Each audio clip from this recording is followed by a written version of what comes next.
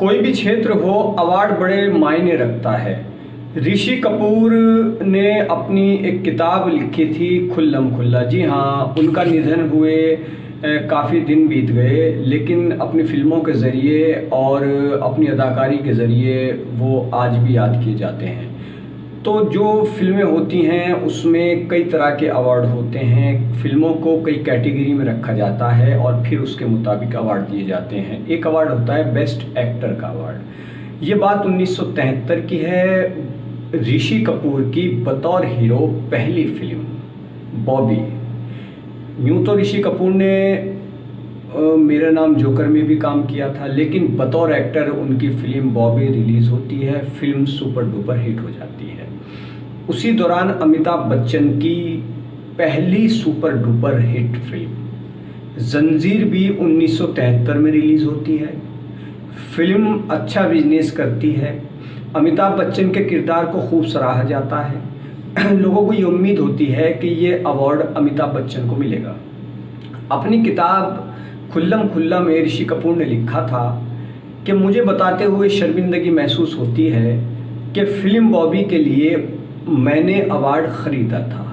ऋषि कपूर लिखते हैं कि उस समय मेरे पास एक व्यक्ति आया और कहने लगा कि अगर आपको बेस्ट एक्टर का अवार्ड अपने नाम करना है तो मुझे 30,000 रुपये दे दीजिए। ऋषि कपूर ने 30,000 रुपये दे दिए और फिर उनको वो अवार्ड मिल गया। हालांकि ऋषि कपूर ये भी कहते थे कि हो सकता है कि वो अवार्ड मुझे मिलना ही हो और वो व्यक्ति मुझसे वैसे ही पैसे लेकर के चला गया। लेकिन उस दौर में ये बात मशहूर थी कि बेस्ट एक्टर का अवार्ड उस साल अमिताभ बच्चन को मिलेगा। लेकिन और अमिताभ बच्चन भी इस बात को लेकर के पूरी तरह से आश्वस्त थे कि ये अवार्ड तो उनको मिलना ही मिलना है। हालांकि दो फिल्में और थीं, उसके जो अभिनेता थे उनका नाम भी उस सूची में था, यानी कि उस कतार में वो भी शामिल थे कि इनको भी मिल सकता है। लेकिन अमिताभ बच्चन का नाम बताया जाता है कि प्रथम स्थान पर लोगों की चर्चा में था।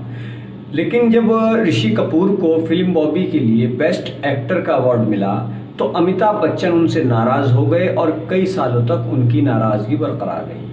इसके अलावा ऋषि कपूर ने अमिताभ बच्चन के बारे में अपनी किताब खुल्लम खुल्ला में ये भी लिखा कि वो घमंडी किस्म के हैं और अपनी फिल्मों में काम करने वाले कलाकारों को वो कोई ख़ास तवज्जो नहीं देते। जिस फिल्म में अमिताभ काम करते हैं उसमें ये सोचते हैं कि जो कुछ है इस फिल्म में सिर्फ मैं ही हूँ। ऐसा ऋषि कपूर ने अपनी किताब में लिखा है। जहाँ तक अवार्ड की बात है तो ये बात इस घटना से ये बात साबित होती है कि अवार्ड में भी एक बहुत बड़ा खेल होता है। अक्सर छोटे छोटे मामलों में हम देखते हैं कि किसी जगह पर किसी शायर को सम्मानित कर दिया, किसी कवि को, किसी लेखक को किसी किताब लिखने पर सम्मानित कर दिया जाता है। बाद में उंगलियां भी उठती हैं कि ये तो इनकी सेटिंग थी। जिस तरह से कुछ लोग शायरी करते हैं उन पर ये इल्ज़ाम भी लगता रहा है कि किसी और का कलाम अपने नाम से पढ़ते हैं। किसी कवि पर भी आरोप लगता है कि वो किसी और की रचना अपने नाम से पढ़ते हैं या ख़रीदते हैं पैसे देकर के। ऐसा चलता आ रहा है। लेकिन यहाँ पर हम फिल्मी दुनिया की बात कर रहे हैं तो जिस तरह से